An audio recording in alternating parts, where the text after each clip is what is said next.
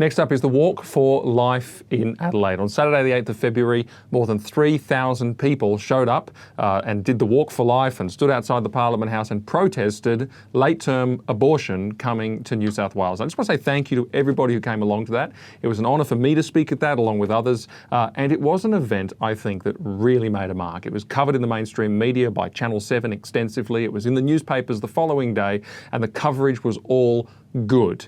And it's worth doing. Why was it worth doing? Well, you know what? I'm actually going to let my speech from the day do the talking. And without further ado, we're going to throw to that.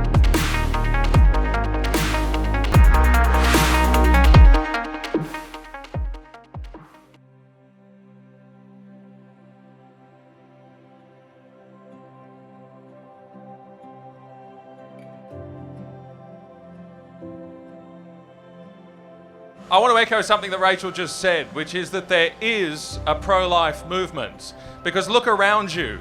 Here is a movement. It'd be hard pushed to get a protest of this size on many issues in this city. And here we are, and I want to start by saying thank you very much for coming.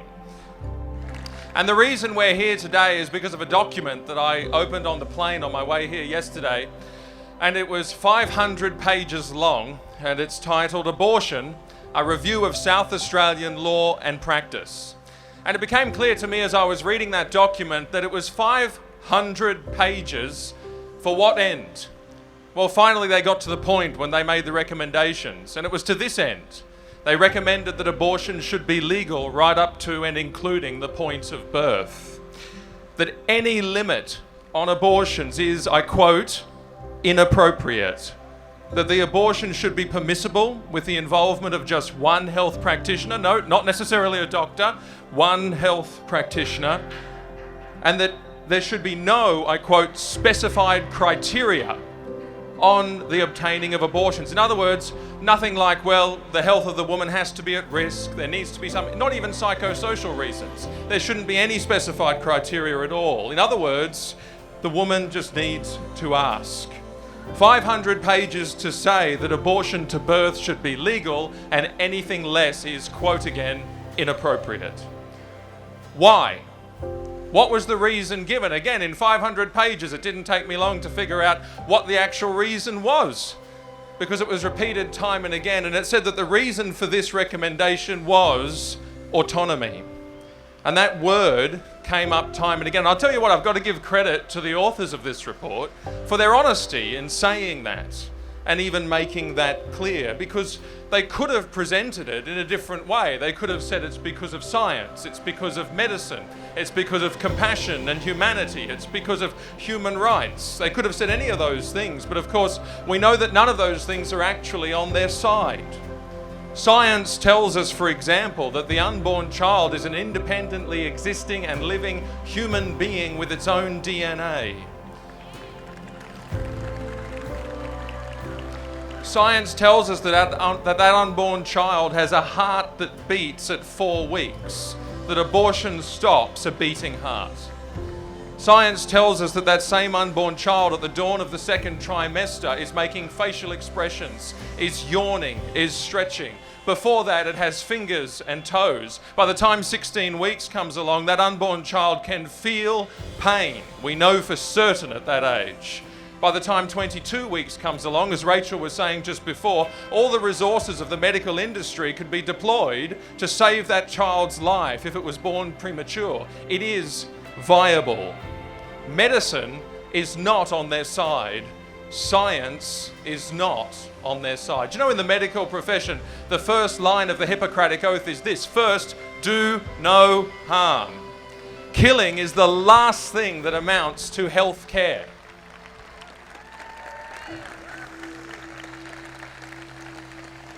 Dr. Ben Carson is a renowned surgeon in the US. He's now in the US government, and many will know his story.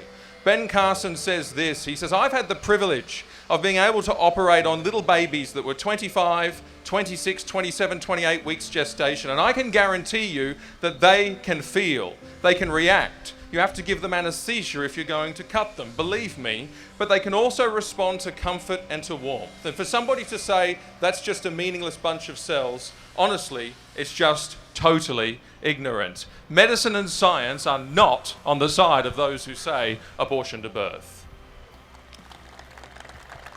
But there's something more than that. Humanity's not on their side either. Compassion is not on their side. I had a terrible exercise the other day where I actually found an article, and in it contained the testimonials of grieving women post-abortion.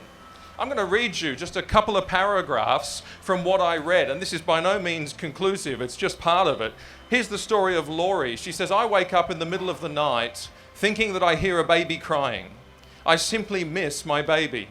I constantly wake up wanting to nurse my child, wanting to hold my child, and that's something the doctor never told me I would experience." Isn't that tragic? Hear the story of Ashley. "Every night my sweet boy prays to God for a sibling, and every time I hear those precious prayers, my heart aches for what I did." Katrina.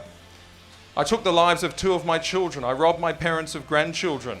I took the lives of my son's siblings. These abortions directly caused a medical condition known as incompetent cervix, which resulted in the premature birth of another son who died after a week-long struggle in the NICU in 2001. The suffering I've endured and caused others is immeasurable, and the guilt almost drove me suicidal." These are stories of real people, and it's just the tip of the iceberg. There's a woman here who goes on, her name is Millie, and she says that she walked out and she didn't think anything of it for years, until she struggled with depression, and then she had a terrible dream involving a doctor, a massive bin, the dead body of a teenage young man, and I was finally convinced I needed help because of my abortion. Humanity and compassion are not on their side. The reason abortion is controversial and such a hot topic is because there's something that lurks among us in the hearts of many women, and yes, some men as well, and it's called guilt. And we do not enact policies and make laws that send people down the dead-end road of guilt and shame. That is not compassionate. I'm here this morning, and I know many of you are here this morning because we want to end that kind of suffering. We want to end that kind of pain. We want to say there is a better way. We can love them both.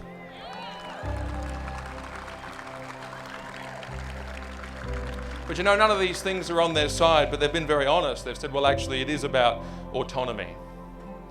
And you know, here are policy analysts who are so turned in on themselves that they recommend autonomy as the highest priority, even when it stops a beating heart. You know, there's a great truth, and it's this: greater love has no one than this, than that he would lay down his life for his friends. And you know, that's exactly what Christ did for us, and I praise him every day for that. Christ said, "I will die for you." But you know what abortion does? It's the evil reverse image of that promise. And it says, "You will die for me." It says autonomy. But that's a lie, see. We're not autonomous. You know, a helpless child needs its mother. It's not autonomous. A woman who finds herself trapped in circumstances where she believes abortion is the only option, she's not autonomous. She needs help. People like, you know, even I here today, I'm not autonomous. Every breath I take is in the hand of God. Autonomy is a lie. And it's as if it wants to prove that it's a lie, because when we embrace this notion of autonomy, it unleashes a Pandora's box of darkness, which I've only just begun to describe. You know, to turn in on oneself like that is to turn our face away from God and away from others who need us, because it is a lie. It's a debasing lie. It's an inhuman lie. Autonomy. And we're here to say again, there is a better way. We don't have to snuff out innocent life. We don't have to send women down that dead-end road. We don't have to do it. We can love them both. And I know many people are here today because you want to love mothers and you want to love their children. And this is one small thing that we can do today in that great enterprise. But I know that there's more to the story for so many of you. I'm always amazed in the pro-life movement how there's people who counsel women and families who are in trouble, people who volunteer to support women, whether it's through shelters or whether it's through pregnancy support centres, and people who model what they believe in their lives by mothering their children no matter the cost, fathering their children no matter the cost, people who, if they don't do those things, they give their finances and resources towards those things. And here you are today. And I want to say this. as I close my thoughts on this, I want to say that what we're doing today, it is not in vain. When we raise our voices, something always happens. And it may well be that one person hears and one person is changed. That might be all it is, but it's something. But you know, it's usually more than that, and usually it is still things we don't see. You go to Sydney, where there was a rally there, 2 rallies on this very subject just recently. A lot of people thought that was a loss. Do you know what? There are social policies in the New South Wales Parliament that have not been brought forward as a direct result of that advocacy. It changed something.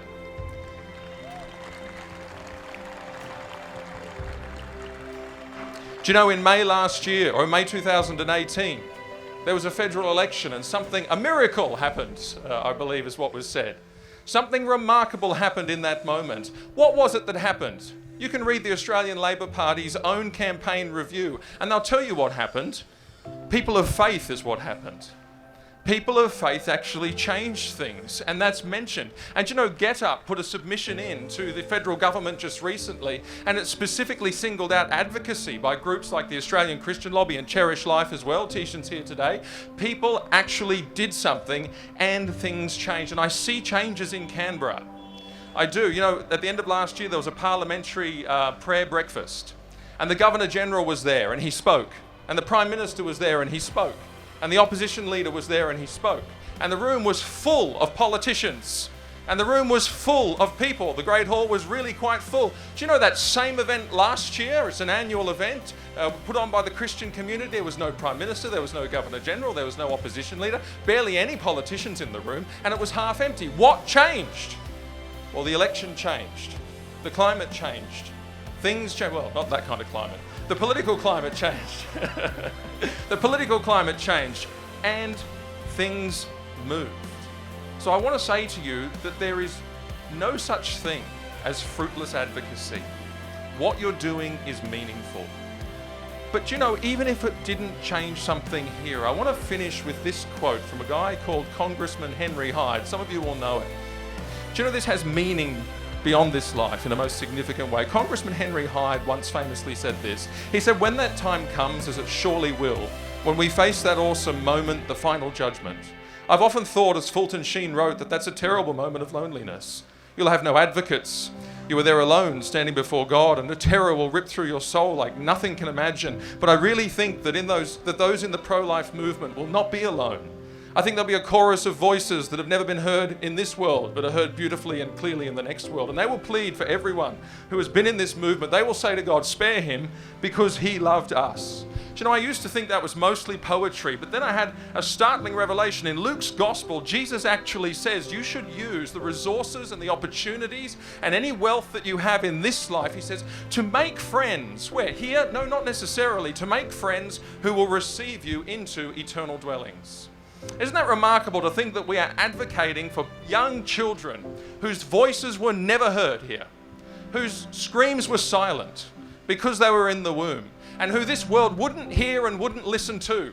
But they will actually one day praise God because their voices will be heard in another life, and they will be there. And I look forward to meeting many whose friendship we have, not because we met them here, but because we did something for them, and we look forward to that coming day. What you do is always significant. So in everything, love them both. Thank you very much.